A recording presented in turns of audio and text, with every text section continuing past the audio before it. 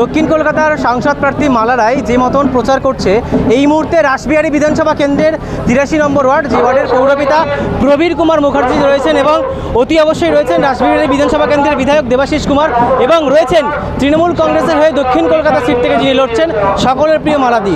অর্থাৎ মালা রায়ের নির্বাচনী প্রচারে কিন্তু জনসমর্থন কোথাও যেন এক ফুটে তিল ধারণার জায়গা নেই। ঠিক এই মুহূর্তে কালীঘাট মন্দির প্রাঙ্গণে আমরা দেখতে পাচ্ছি সেই ছবিটা।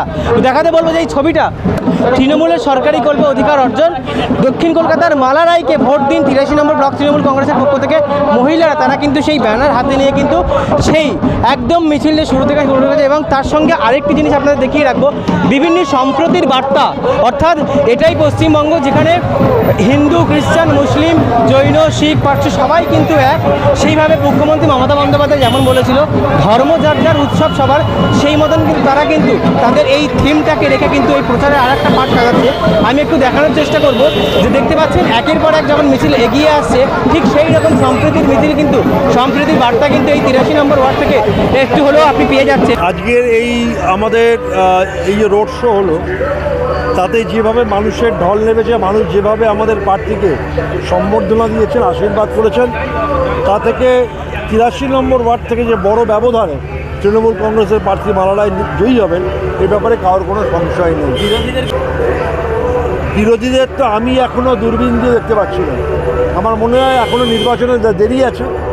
ওরা কর্মী তো নেই, কর্মী জোগাড় করতে হবে। কর্মী জোগাড় করে নামতে পারে তখন দেখা যাবে। আমরা ট্রেলার আর সিনেমা এর মধ্যে যাচ্ছি না, এটুকুনি বলতে পারি। ৮৩ নম্বর ওয়ার্ডের আজকের এই মিছিল, এই রোড শো, এই ওয়ার্ড থেকে আমাদের প্রার্থী বিপুল ভোটে জয়ী হবেন এবং বিরোধী শূন্য থাকবে বলে আমার বিশ্বাস। দেখুন, আমার ৮৩ নম্বরটা মমতা ব্যানার্জির মাটি এবং আমরা মমতা ব্যানার্জিকে দেখেই পার্টি করি। এখানে মমতা ব্যানার্জি যা, মমতার প্রার্থী ততটাই আমাকে একই ব্যাপার।